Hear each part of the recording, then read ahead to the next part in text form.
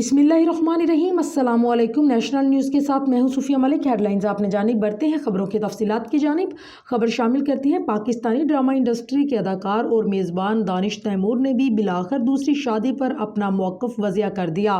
दानिश तैमूर का नाम भला कौन नहीं जानता। उन्होंने अदाकारी का आगाज़ साल 2005 में एक हॉट ड्रामे मिस्ट्री सीरीज़ से किया, जिसमें वो 2 एपिसोड 2 साल बाद और ड्रैकुला में नजर आए। बाद दानिश तैमूर ने साल 2015 में यासिर सवाल की फिल्म जलेबी में अहम किरदार अदा करके फिल्म की दुनिया में एंट्री दी और फिर 2015 में रिलीज होने वाली फिल्म रॉन्ग नंबर में भी काम किया, जबकि 2017 में वो मेहरुन्निसा वी लव यू में अदाकारा सना जावेद के साथ अदाकारी के जौहर दिखाते नजर आए।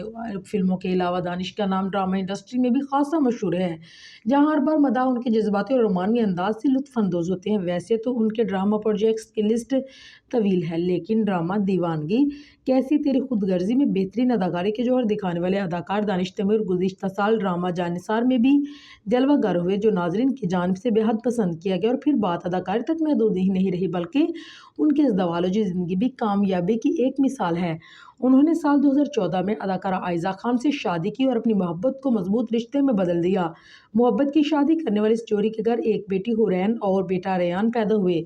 इन दिनों दानिश तैमूर साबिका न्यूज़ एंकर और टेलीविज़न होस्ट राबिया अन्नम के साथ ग्रीन एंटरटेन की खसूसी ट्रांसमिशन का हिस्सा बने। मेज़बानी के फ़राइज़ सर अंजाम देते नजर आई। इसी खसूसी ट्रांसमिशन से वायरल होने वाली वीडियो में राबिया अन्नम का दानिश तैमूर के मशरूब पर एक दिलचस्प रद्द-ए-अमल आया, जहां दानिश ने एक मशरूब का नाम शरबत लव बाय डीटी तजवीज़ किया। इस नाम का सुनते ही राबिया अन्नम ने मजाकिया अंदाज में इंकशाफ किया कि ये किसकी मोहब्बत की बात कर रहे हैं। साथ ही उन्होंने ये भी बताया कि वो कई बार दानिश तैमूर को कुछ उलमा से दूसरी शादी के मुतालिक मशवरा लेते देख चुकी है। राबिया की इस बात को सुनकर दानिश तैमूर ने फौरी रद्द-ए-अमल दिया और कहा कि मैं अपनी एक शादी से खुश हूं और दूसरी शादी के बारे में तो मैं सोच भी नहीं सकता।